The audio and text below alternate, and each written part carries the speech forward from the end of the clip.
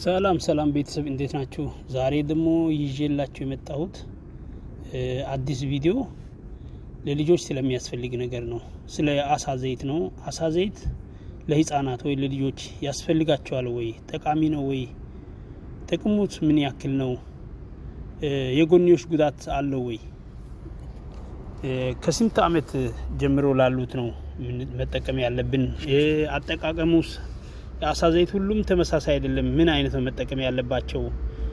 ቤተሰቦች ወይም ወላጆች ይህን ማድረግ ያለባቸው በምን አይነት ሁኔታ ውስጥ ላሉ ልጆች ነው የሚለውን ከተለያየ ጥናት የተገኘው ውጤት አካፍላችኋለሁ።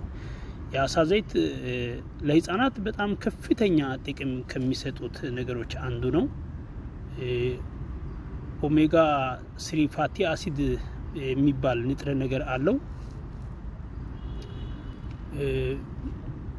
በተለይ ለህፃናት በጣም ጠቃሚ ነው። የአይን እይታና በሽታ የመከላከል ስርዓት ተግባርን ይደግፋል። እይታቸውንም ጭምር ይደግፋል። በሽታ የመከላከል ስርዓት በሰውነታቸው ውስጥ ጠንካራ ስራ እንዲሰራ ይደግፋል። ነገር ግን ልጆ የአሳ ዘይት ያስፈልገዋል ወይ የሚለውን የሚወስነው በአመጋገባቸውና በጤንነታቸው ተመስርቶ ነው። አመጋገባቸው ለአሳ ዘይት መውሰድ ይቻላል ወይም የተስተካከለ አመጋገብ ከሌለው የጎንዮሽ ጉዳት እንዳለው ነው። የአሳ ዘይት ከፍተኛ ጥንቃቄም የሚያስፈልገው ነገር እንደሆነ ነው። የአሳ ዘይት ለልጆች ወይም ለህፃናት የሚሰጠው በርካታ የጤና ጥቅሞች ሲኖሩት የአንጎል እድገትና የእውቀት ኮግኒቲቭ ተብሎ የሚጠራው ተግባር ወይ የአንጎል ክፍልን ለማነቃቃት በጣም ይደግፋል፣ በጣም ይረዳል። ሰፖርት ብሬን ዴቨሎፕመንት ኦፍ ኮግኒቲቭ ፋንክሽን ይላል። እውቀት እንዲያገኙ ወይም የማስታወስ ችሎታቸው እንዲጨመር ከህፃንነታቸው ጀምሮ አዋቂ እንዲሆኑ ወይም አስተዋይ እንዲሆኑ የማድረግ ችሎታ አለው የአሳ ዘይት። በልጅነት የመጀመሪያዎቹ ጊዜዎች በተለይ ለአንጎል እድገት በጣም አስፈላጊ ነው። በነገራችን ላይ የአሳ ዘይት ከሚባለው በላይ ጠቃሚ ነው። በእርግጥ አንጎልን እውቀት የሚሰጥ ፈጣሪ ነው እኛ የምናምንበት። የሰው ልጅ እውቀት የሚሰጥ አዋቂው ከሁሉ በላይ አዋቂ እግዚአብሔር ነው። ያ ሆኖ ሳለ ይሄም እንግዲህ የምንበላው ምግብ ለሰውነታችን ጠቃሚ እንደሆነ ሁሉ በብዙ ጥናት የተገኘ ስለሆነ የአሳ ዘይት በተለይ ለህፃን ልጆች በጣም ወሳኝ እንደሆነ እኔ ተጠቅሜም አይቻለሁ። ለልጆች በጣም ውጤት አምጥቶ አይቻለሁ እና የማስታወስ ችሎታቸው በቃ የሌለ በጣም አሪፍ ነው የሚያደርገው። የመማር ችሎታዎችን ያሻሽላል። አንዳንድ ጥናቶች እንደሚሉት ከሆነ የተለያየ የማስታወስ ችሎታ ወይም የማሰላሰል ችሎታ ወይም አክቲቪቲ ላለባቸው ልጆች ከፍተኛ ጠቃሚ ጥቅም እንደሚሰጥ ነው የሚጠቁመው ጥናቱ እንደሚያሳየው ማለት ነው። የእይታ ችግሮችን ለመከላከል ይረዳል። እይታ ማለት ለአይን ጥራት ራሱ ሬቲና የሚባለው የአይን ዋና ክፍል በደንብ አጥርቶ እንዲያይ ወይ የእይታ ችግርን ይቀርፋል ማለት ነው። የአይን እድገትን ይደግፋል። የበሽታ የመከላከል አቅምን ይጨምራል። የአሳ ዘይት ማለት ነው ሰውነታቸው በሽታ የመከላከል አቅም እንዲኖረው ይጠቅማል ማለት ነው። ኦሜጋ ፋቲ 3 ጸረ ኢንፍላማቶሪ ባህሪያት አሉት። የጉንፋን፣ የአለርጂ፣ የአስም በሽታ ምልክቶች ድግግሞሽን እንዲቀንስ ያደርጋል። እንደዛ አይነት ድግግሞሽ በሰውነታቸው ውስጥ ካለ እሱ ራሱ እንዲቀንስ ያደርጋል። ሙድን እና የአእምሮ ጤናን ያሻሽላል። ሙዳቸውን ያሻሽላል ወይም አክቲቭ ያደርጋቸዋል በልጅነታቸው ማለት ነው። በልጅነታቸው ልጆች አእምሯቸውን አክቲቭ ያደርጋል። በህፃናት ላይ የጭንቀትና የድባቴ ምልክቶች ለመቀነስ ይረዳል። ስሜት ወይም ሙድና ባህሪን መቆጣጠሪያ የሰውነት ክፍሎችን ይደግፋል ማለት ነው። ለልብ ጤንነት በጣም ጠቃሚ ነው የአሳ ዘይት ለህፃናት። ለልብ ጤንነትም በጣም አሪፍ ነው። ጤናማ የኮሌስትሮል መጠንና የደም ግፊት እንዲኖር ይረዳል። ኮሌስትሮል መጠናቸውን ራሱ ይቆጣጠራል። የተስተካከለ የደም ዝውውር እንዲኖር ያደርጋል። የልብና የደም ዝውውር ጤንነትን ይደግፋል። ለእንቅልፍ ሊረዳ ይችላል። በጣም ጤናማ እንቅልፍ እንዲተኙ ያደርጋል። ከስንት ዓመት እስከ ስንት ዓመት ነው ምን ያክል ነው መውሰድ ያለባቸው የሚለውን እያየን የምናየው ይሆናል አሁን በሂደት ማለት ነው። አንዳንድ ጥናቶች ኦሜጋ ፋቲ አሲድ ለልጆች ላይ የእንቅልፍ ጥራትን እንደሚያሻሽሉ በጥሩ ሁኔታ እንዲተኙ ይረዳቸዋል ማለት ነው። እንቅልፋቸው የጣፈጠ እንቅልፍ ጤናማ እንቅልፍ እንዲተኙ ይረዳቸዋል። ሌላው ዋናው ፐርፔዙ እሱ የተፈለገበት ፐርፔዝ እያለ እግረ መንገዱን የሚጠቅማቸው ነገሮች ናቸው ማለት ነው። ኦቲዝምና የእድገት እክል ላለባቸው ለምሳሌ ኦቲዝም ላለባቸው ልጆች ራሱ የተወሰነ ፐርሰንት ያግዛቸዋል አእምሯቸው አክቲቭ እንዲሆን ማለት ነው። ኦቲዝም እንደምታውቁት አእምሯቸውን ፈዛዛ ያደርጋል ወይም ብሬን ሴቲንግ ሲበላሽ ነው ኦቲዝም የሚባለው። ልጆች ትልቅ ሆኖም እንደ ህፃን ሲሆኑ ያንን ራሱ ይረዳል። ኦቲዝም ችግር ላለባቸው የአእምሮ እክል ላለባቸው ይረዳል። አንዳንድ ጥናቶች እንደሚሉት ማህበራዊ መስተጋብሮችን የመግባባት ችሎታዎችን ራሱ ያዳብራል ለልጆች ከጓደኞቻቸው ከቤተሰቦቻቸው ከሌሎች ከትምህርት ቤት ጓደኞቻቸው የመግባባት ችሎታ ይጨምርላቸዋል ማለት ነው።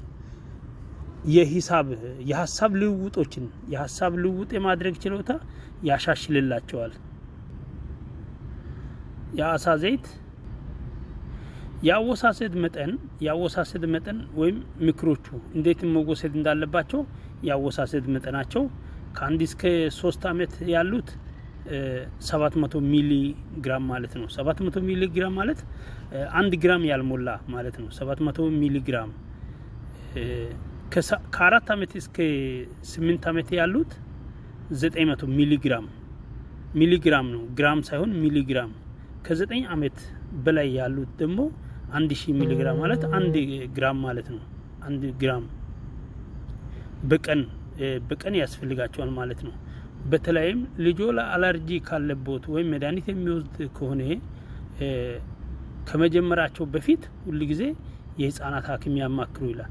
ሐኪም ሳማክሩ ዝም ብሎ እንደማንኛውም መድኃኒት ወይም እንደማንኛውም ነገር እንደ ጁስ እንደ ሌላ መጠጥ ከፋርማሲ ተገዝቶ ዝም ብሎ የሚሰጥ አይደለም። ሐኪም ማወቅ አለበት። አወሳሰዱን የሐኪም ምክር ያስፈልጋል። ልጆች ሌላ መድኃኒት እየወሰዱ ከሆነ የጎንዮሽ ጉዳት ከፍተኛ ነው የሚሆነው ደርቦ ከወሰዱ ማለት ነው። ለዛ ጥንቃቄ ያስፈልጋል። ንጽህናው ወይ ጥራቱን የተጠበቀ መሆን አለበት። እንደ ምርመራ የተደረገበት አፕሩቫል ያለው ሐኪም አማክራችሁ ይሄ ነው የሚሻለው የሚባለውን መግዛት አለባችሁ። በጥቅም አንጻር ከሆነ ለልጆች ይሄ ነው የማይባለው በጣም ከሚባለው በላይ ጠቃሚ እንደሆነ ነው የአሳ ዘይት። ለልጆች ተስማሚ የሆኑ አይነቶችን እንደ ማስቲካ የሚታኘኩ ወይም ጣዕም ያላቸው እንደነገርኳችሁ ለልጆቻችን ገዝተን ነበርና ሽታው የማያስጠጋ አለ። አንዳንዱ ገና ሊጠጡ ሲሉ አሳ የሚሸት የአሳ ሽታ ታስታውሳላችሁ። በጣም ሽታው እንኳን ለነሱ ለአዋቂ የማይሆን ሽታ ያላቸው አሉ። አንዳንዱ እንደ ማስቲካ የሚታኘክ አለ፣ ጥሩ ጣዕም ያለው ዘይት ሆኖ ማለት ነው። የአሳ ዘይት በተለያየ መልክ ነው የሚሰጠው። እንግዲህ ሳሽ መልክ ይሰጣል። እንደ ማስቲካ የሚታኘክ እሱም አለ ማለት ነው። እሱን ይምረጡ ይላል። ጣፋጩን አንዳንድ ልጆች ለአእምሮ ጤንነት ተጨማሪ DHA ያስፈልጋቸዋል። የተመጣጠነ መኖሩን ያረጋግጡ።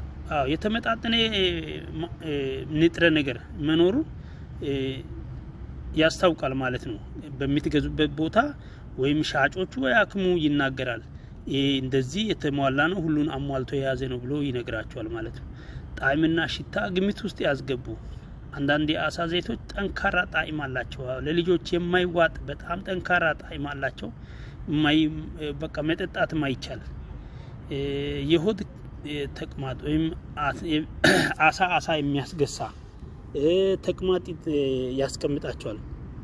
ማይመች ከሆነ መጥፎ የአሳ ዘይት ከተጠቀሙ ተቅማጥ ሁሉ ሊያስቀምጣቸው ይችላል። አሳ የሚሸት ግሳት ሊያስገሳቸው ይችላል። አለርጂን፣ ሰውነት ማሳከክን፣ እብጠትን የመሳሰሉት ሳይድ ኢፌክቶች ሊኖሩ ይችላሉ። መጠነኛ የደም መቅጠን ሁሉ ሊያጋጥም ይችላል። ዘይትን በከፍተኛ መጠን መውሰድ መላጥንና መቁሰልን ሁሉ ያመጣል። በከፍተኛ መጠን መውሰድ እንደሌለበት ተመጥኖ የተመጣጠነው ነው። በቀን ስንት ሚሊ ግራም መውሰድ እንዳለበት በዛው ልክ መውሰድ እንዳለባቸው። ከፍተኛ መጠን ያለው መውሰድ ለምግብ መፈጨት ችግር ማቅለሽለሽ ሊያስከትል ይችላል። በጣም የሚገርም ነው። ተገኘ ተብሎ ከመጠን በላይ ከተወሰደም አደጋ እንዳለው ነው። ልጆቻችን አሳ በብዛት የማይመገቡ ከሆነ የአሳ ዘይት በጣም ያስፈልጋቸዋል ማለት ነው። ነገር ግን ማንኛውም ሰፕሊመንት ለልጆ ከመስጠቱ በፊት የህፃናት ሐኪምን የጤና ባለሙያ ያማክሩ። በጣም ጠቃሚ ምክር ነው ብዬ አስባለሁ።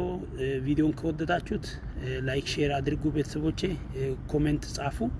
በሚቀጥለው ቪዲዮ እንገናኛለን። እንደዚህ ስለ ጤናና ስለ አንዳንድ ነገሮች በቪዲዮ ይዤላችሁ እመጣለሁ። መልካም ጊዜ ይመኝላችኋለሁ። ሰላም ቆዩልኝ።